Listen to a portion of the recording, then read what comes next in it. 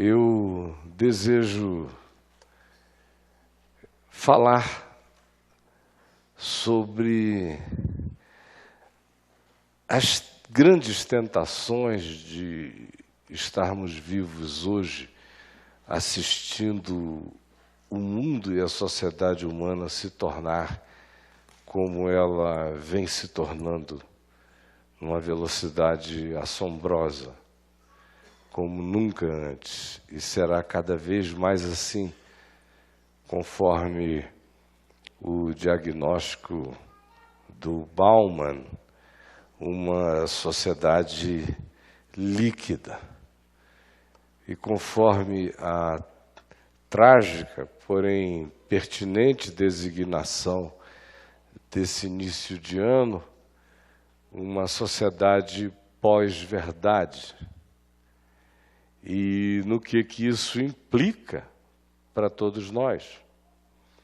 Aí você diz, não, isso só implica em alguma coisa para quem esteja sabendo disso. Mas o fato é que não é verdade. Você pode ser um alienado desse fenômeno, da compreensão dele e da percepção dele, mas você não está isento de maneira alguma de ser consequenciado por ele, de ser afetado por ele, de ser mudado por ele mesmo sem perceber. Que é o que a gente vem assistindo no mundo inteiro. Uma quantidade enorme de pessoas completamente alienadas do ponto de vista de uma macropolítica mundial, do que vai acontecendo e quais são as psicodinâmicas coletivas, civilizatórias, planetárias mais marcantes que definem a era, não precisa nem que se tenha qualquer consciência disso. Pessoas, independentemente do que saibam ou do que não saibam, todos nós vivemos hoje numa espécie de ambiente de comunhão de todas as formas de conexão, de principados, potestades, inconsciente coletivo, informações objetivas, disponibilização de informações, que vão fazendo com que as interpretações sejam cada vez mais fragmentadas. A informação dobra quase que diariamente no planeta o fluxo de informação, e as pessoas interpretam a partir dos seus olhares apequenados e às vezes alienados e às vezes doídos e às vezes eufemismo, sempre doídos, sempre machucados, sempre amargurados, e aí espalham emoções, sentimentos como se fossem fatos, vão trocando agressividades, as hostilidades aumentam exponencialmente dia a dia, as comunicações vão ficando grosseiras, hostis, a polarização se acentua cada vez mais, as pessoas vivem em polos extremos, a bipolaridade como condição psicológico-planetária é algo que se instalou, de modo que a vocação é para o radicalismo em todos os ambientes. A religião é uma das maiores contribuições para a radicalização, não importa qual seja a matiz dessa religião ou o dogma que ela principalmente defenda. O fato é que todos nós estamos assistindo, aturdidos, um planeta em convulsão, em estado epiléptico, onde a insanidade é absolutamente admissível. E a loucura é completamente tolerável. E a mentira com objetivos definidos é absolutamente natural e faz parte de uma estratégia de conquista. Isso é assim em todos os níveis, em todos os escalões, inclusive na sua vida pessoal, cada vez mais na sua família, na sua casa, nas suas relações, em tudo que eu e você fazemos e vivemos. A gente vai virando isso sem se tornar, sem perceber. Eu me lembro de pessoas que nas décadas de 80 e 90 eram generosas, solidárias, misericordiosas, compassivas, amantes da justiça, que defendiam o direito, o certo, e que tinham uma noção clara do significado do que era ser humano, do ponto de vista das qualidades mínimas que a condição humana precisava carregar para ser humana. Depois de 20 anos, 30 anos, e especialmente adentrados na última década, nos últimos anos, se tornaram pessoas totalmente diferentes, hostis, agressivas, radicais, incompassivas, duras, impermeáveis nas suas opiniões, tendências a uma atitude dogmática em quase tudo, profundamente fanatizáveis, que quase não conseguem mais existir sem adotar de maneira fanática uma tribo, um pertencimento, uma necessidade de agarrarem-se xenofobamente a alguma raiz, a algum chão, a alguma propriedade contra a vida, algum lugar que sejamos nós para resistir ao fluxo que está vindo. E medo também está por trás disso. No entanto, uma das maiores tentações nessa hora é a tentação da indignação invejosa em relação aos perversos que ditam os ritmos do planeta, da civilização, do país, do Estado, da cidade, do colégio, da faculdade, das igrejas, das denominações, das igrejas independentes, das consideradas sérias, das consideradas não sérias, tanto faz. A gente vai olhando para isso tudo e vai crescendo no coração, muitas vezes, uma indignação amargurada, que relativiza o que quer que um dia você tenha chamado sublimemente de o significado da minha vida, o objetivo do meu ser. É estranho como isso acontece. Mas eu sei o que é isso, na prática, da minha alma. Eu vivi com toda a paixão a pregação do Evangelho, da minha conversão, em julho de 73 em diante, e me dei de maneira deslocadamente apaixonada, de manhã, de tarde, de noite, sem hora para mim, sem tempo para nada, só viajando e indo, e pregando muitas vezes por dia, e me sentindo em débito com a terra, com o mundo, com tudo, com todos, numa angústia de ser útil, de servir. enorme, por anos, no caminho, enquanto você vai, um ano após outro ano, uma década após outra década, acordando de madrugada, olhando os filhos, sentindo aquela dor angustiada toda vez, saindo de casa com agonia. Não era por dinheiro, não era por poder, não era por nenhuma motivação sórdida ou vil. Era para fazer o Evangelho conhecido, era para ensinar a minha geração os caminhos do Evangelho de Jesus.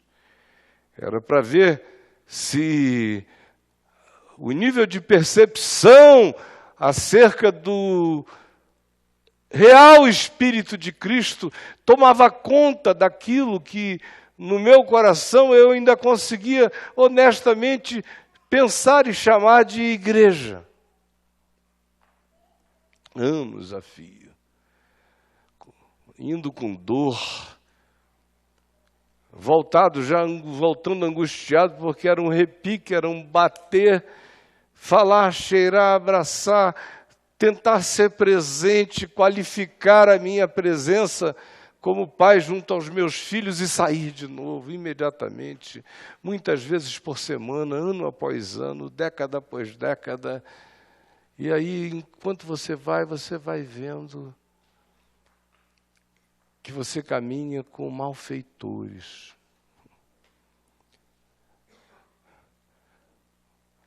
Enganadores, adúlteros sórdidos,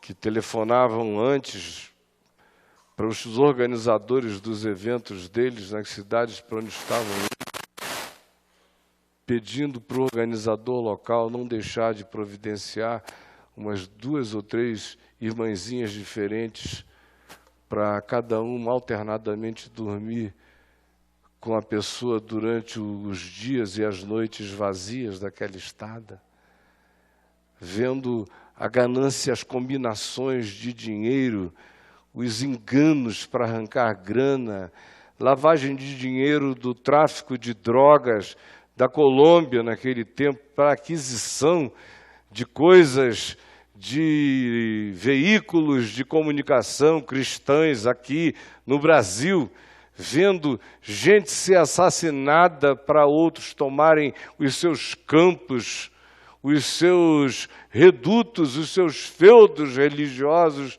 vendo miséria, vendo gente se vender e te confessar que estava vendida para cumprir um determinado papel, vendo gente com cara de piedosa que depois um dia te dizia, olha, nessa causa eu me levantaria para me comprometer com ela, mas eu não posso, porque se eu levantar esta bandeira, essa convicção, eu vou perder 40% ou 50% das minhas contribuições. Aí você vai vendo, isso não era aqui, um aqui, outro ali, era aquela coisa espalhada, generalizada, podre, sórdida, fétida.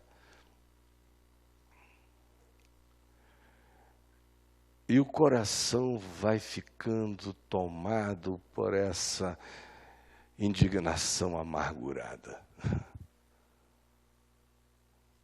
Indignado e amargurado. Aí, imediatamente, a sua percepção muda, se altera. Teu olhar muda. E você começa a se perverter sem sentir. Só por isto. Por manter essa indignação amargurada, esse olhar, essa tristeza.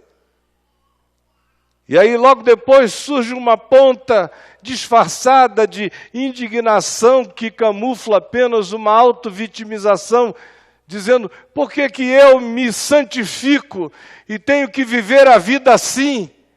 e a vivo e a escolho com sinceridade e vejo todas essas outras ações deliberadamente da maldade crescerem e proliferarem. No dia que isso surge dentro de ti, nem que seja como um sentimento, a tua ruína está certa. É só você alimentar.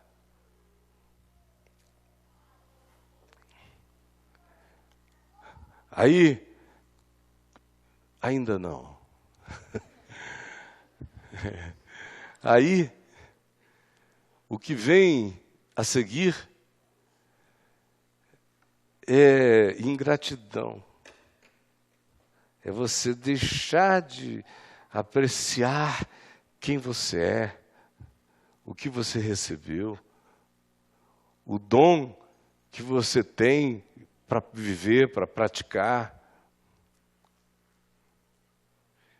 E não para aí, vai adiante a desconstrução. Você começa a fazer pequenas concessões. Você começa a achar que você exagerou demais. Depois de um tempo, você começa a achar que não era tanto assim, que Deus, de fato, nunca foi assim. Que isso tinha a ver apenas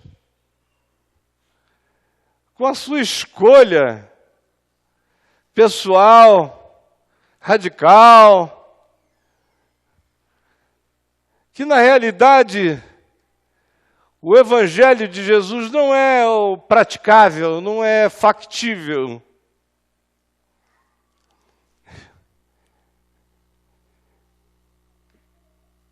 E aí você começa a sentir, sem notar, inveja dos malfeitores.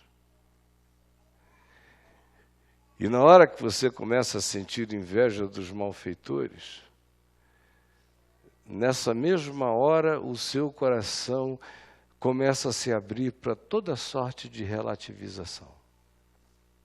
As mesmas que eles fazem. O mesmo que eles se permitem. Pode ser que não na mesma intensidade. Você mantém essa justiça, essa superioridade. Faço sim, mas assim numa medida muito pequena. Não me compare. Eu sou uma pessoa íntegra. A pessoa começa a medir o mal feito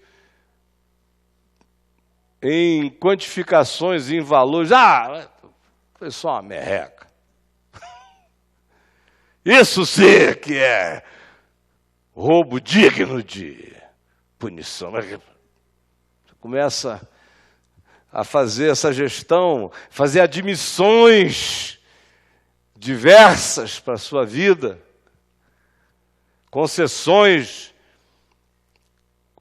Os grossos seduzem. Então deixa eu exercer minha dose de grossura. Os escrachados conseguem se comunicar e suscitar popularismo. Então deixa eu tentar também na minha medida.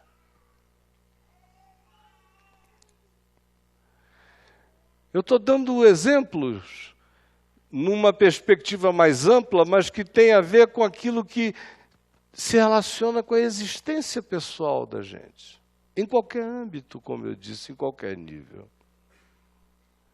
Aí quando você menos nota, você entrou numa idêntica ao que nós temos assistido cada vez mais intensamente, e essa foi uma semana extraordinária acerca disso.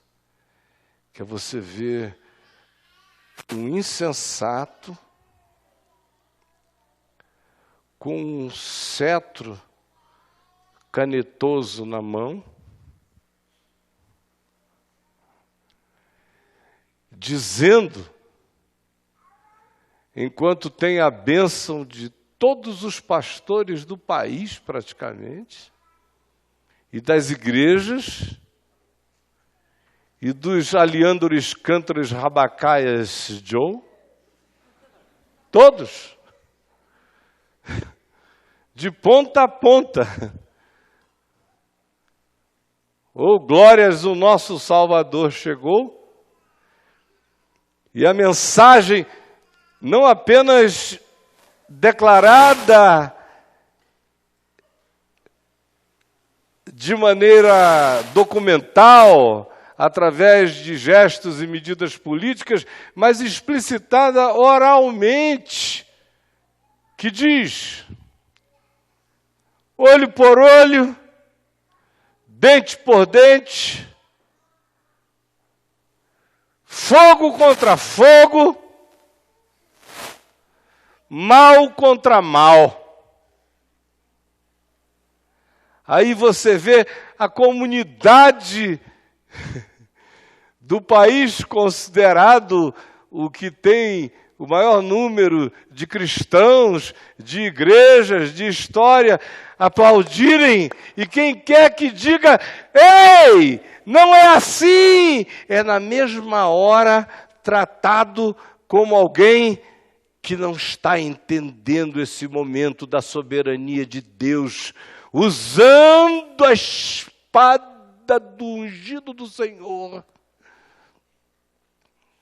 para ser uma das trompetas do Apocalipse no mundo. Você que não está vendo.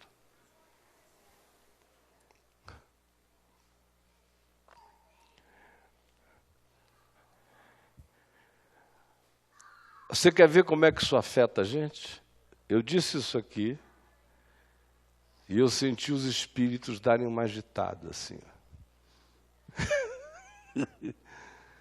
Porque eu sei que aqui neste auditório, sem falar naquele lá de milhares e milhares de pessoas, está todo mundo dividido.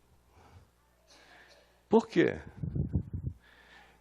Quem achar que a advocacia do olho por olho, dente por dente, fogo contra fogo e mal contra mal, é alguma coisa que pode ser feita em nome de Jesus, não sabe de que espírito é até hoje.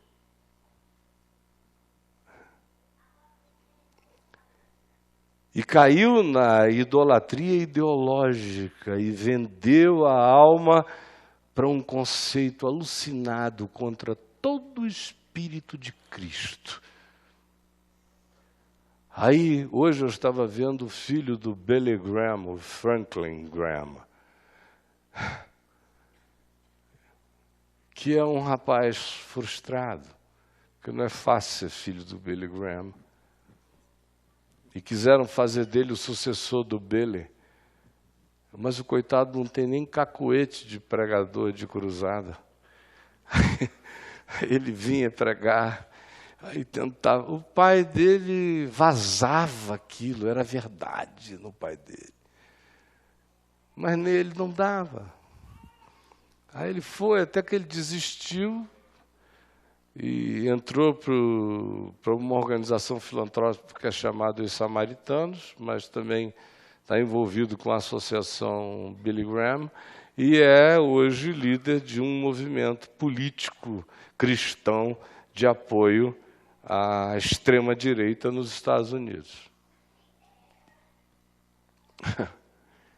E eu vi hoje de manhã dizendo, não, a mensagem de Jesus é por uma prática pessoal, de piedade pessoal da gente. Não tem nada a ver com esperar que o nosso governo tenha um olhar parecido. Uma coisa é uma coisa, outra coisa é outra coisa. Em outras palavras, o cara está dizendo que não existe nenhuma possível influência para o espírito do Evangelho naquilo que ele defende como política governamental e global, dividindo o planeta.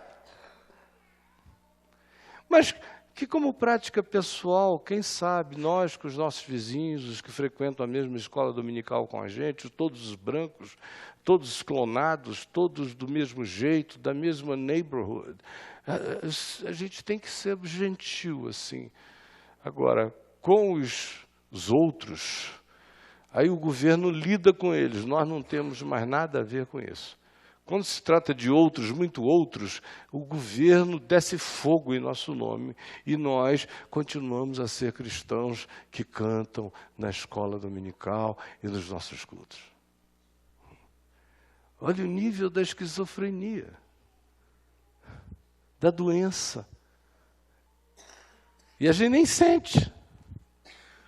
E eu botei esse post lá, daqui a pouco eu vi, já estava todo mundo dividido.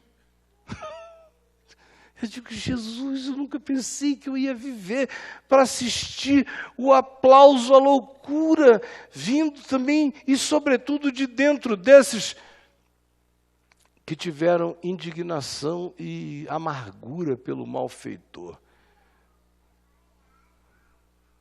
Um Bin Laden, os malucos todos que se levantaram nos últimos anos e décadas, suscitaram essa raiva que ficou acumulada pela ideia de que nós somos um país que pensamos com categorias diferentes. Eu ouvi isso milhares de vezes, eles dizendo, nós somos gente do Novo Testamento.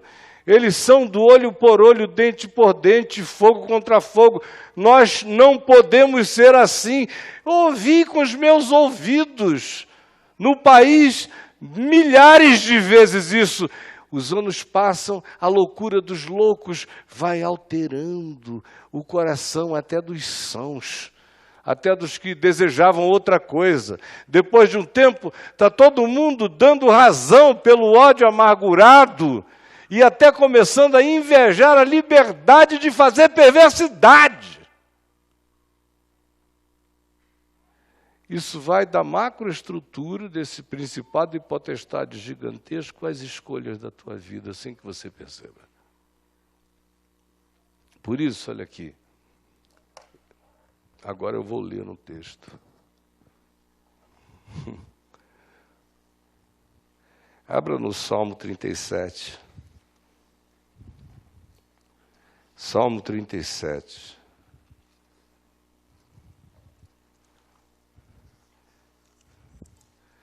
Não te indignes por causa dos malfeitores.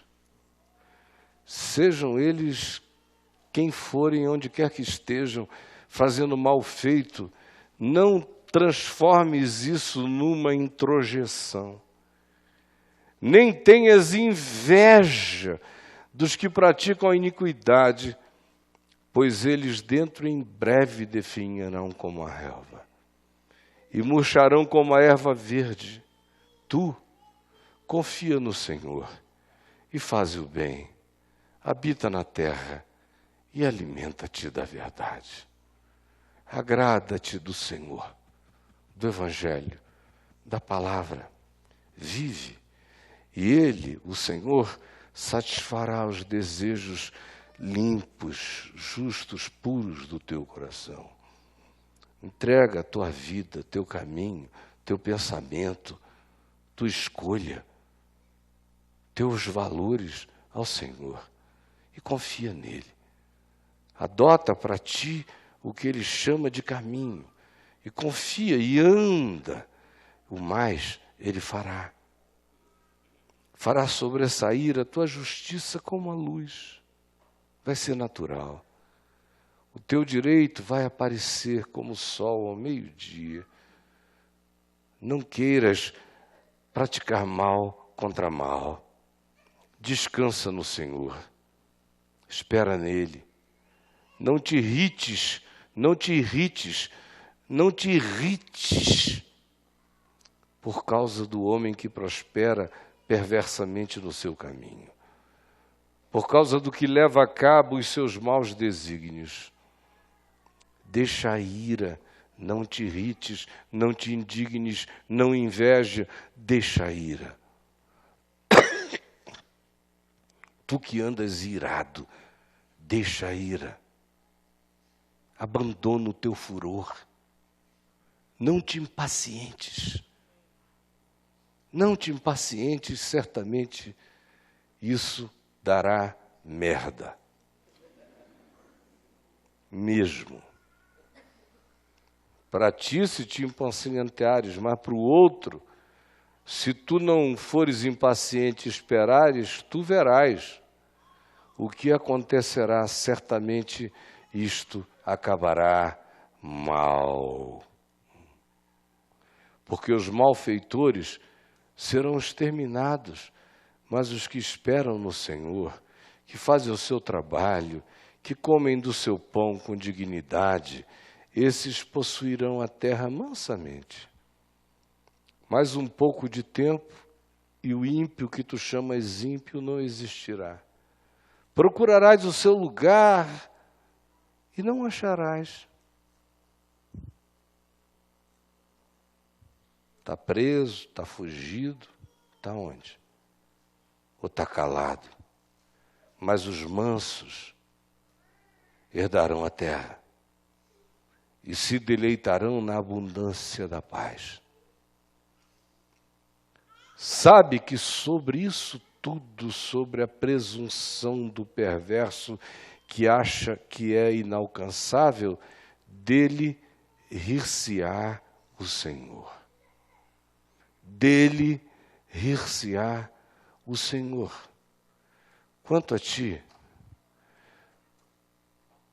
firma os teus passos em Deus, porque o Senhor firma os passos do homem bom, e no seu caminho se compraz.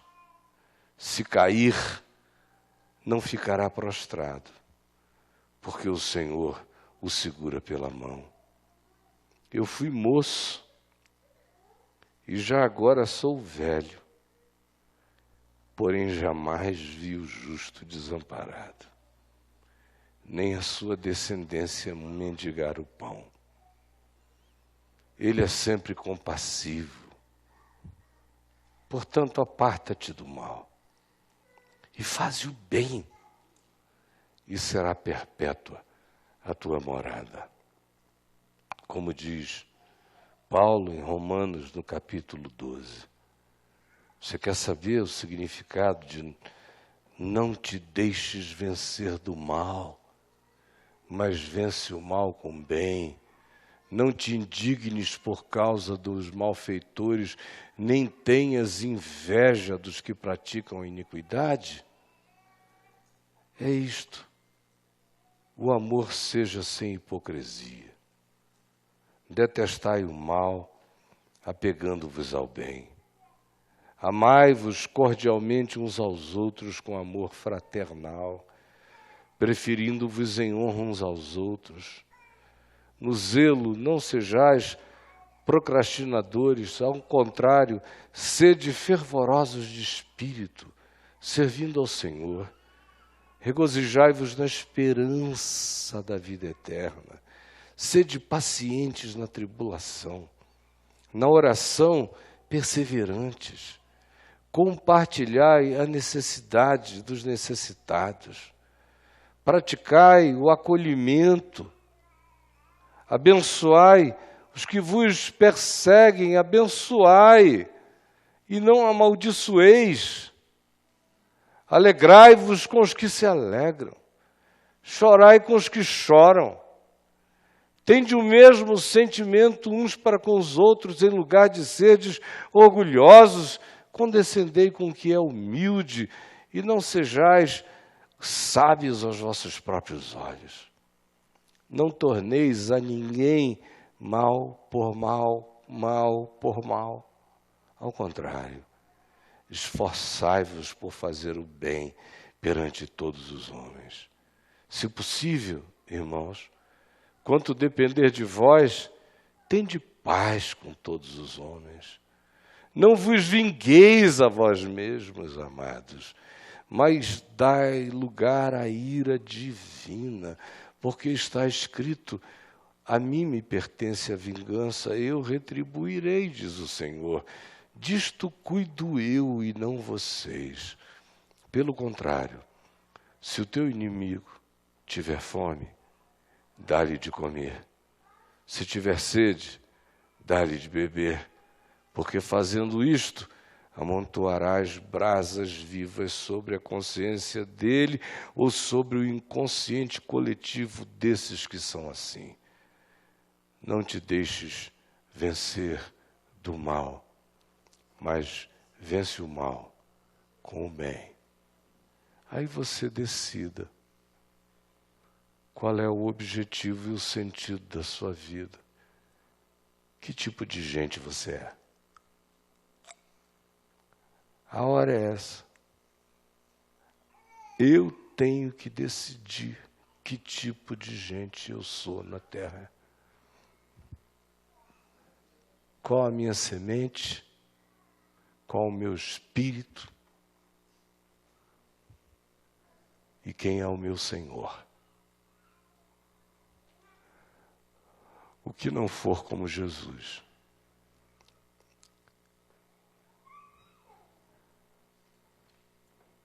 não vem de Deus.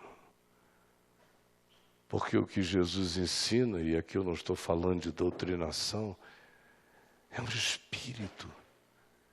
Quem quer que pratique o Espírito de Cristo, sabendo do nome dele ou não sabendo do nome dele, é dele. E quem quer que fala o nome dele, anda no nome dele, levanta a bandeira dele, mas não anda no Espírito dele, nunca o conheceu. Decida você. Vamos ficar em pé e vamos orar. Cuidado para não se estragar. É uma hora essa onde tem muita gente se estragando, muita gente apodrecendo, muita gente ficando feia, desumana, esquisita. E vocês ainda ficam preocupados com 666, me perguntam, ainda hoje tem gente. Apesar de eu já ter escrito tanta coisa, só escrever aí no celular, no meu portal, Caio Fábio, escreve lá, 666, você vai ler um monte de texto sobre o 666. E o pessoal vive me perguntando sobre o 666. 666 é um pensamento, minha gente, mais do que um chip, ou uma marca, um número.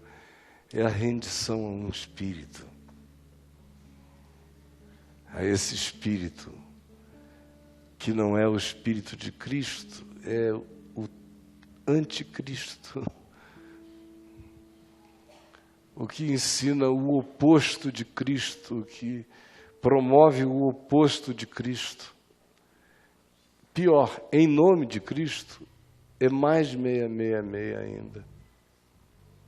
Abram os olhos para vocês não ficarem tatuados por isso na alma, sem perceberem.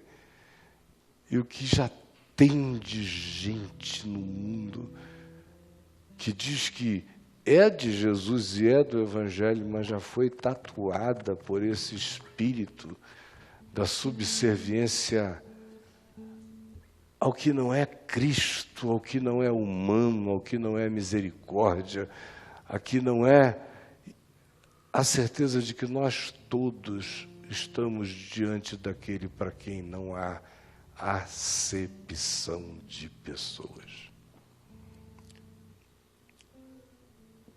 Cuidado, para que sem notar, você tenha decidido que vai lutar fogo contra fogo, olho por olho, dente por dente, e tenha decidido, sem nem perceber, que vai enfrentar o mal com o mal. Porque quem vai se destruir, antes até, é você.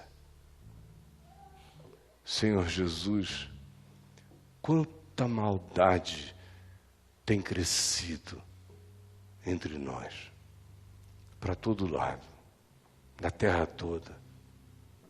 Quanta loucura, quanta insanidade. há um dilúvio, há uma arrebentação espiritual de principados, de potestades, de nuvens, de acumulações de maldade se derramando em volta do planeta, alterando a mente humana em toda a face da Terra, antagonizando-nos, fazendo-nos tornarmos-nos os inimigos mais diabólicos uns dos outros.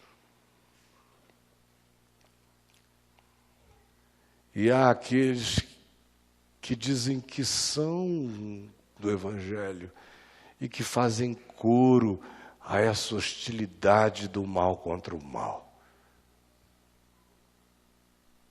Que não aprenderam até hoje que ninguém se fortalece alimentando-se da iniquidade, e nem do ódio e da hostilidade, e nem da acepção de pessoas, nem do preconceito. Ó Espírito Santo, eu sei que o que eu estou dizendo aqui não tem nenhum poder entre os homens.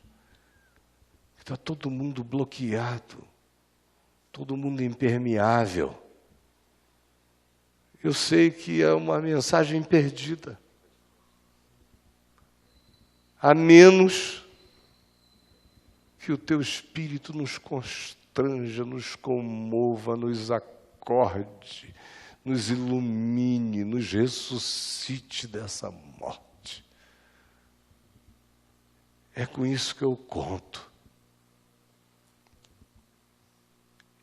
É a Ti que eu entrego a confissão do Evangelho que eu acabei de fazer, perante anjos, demônios, principados, potestades, poderes e representantes diversos da minha geração, aqui ou em qualquer outro lugar da terra.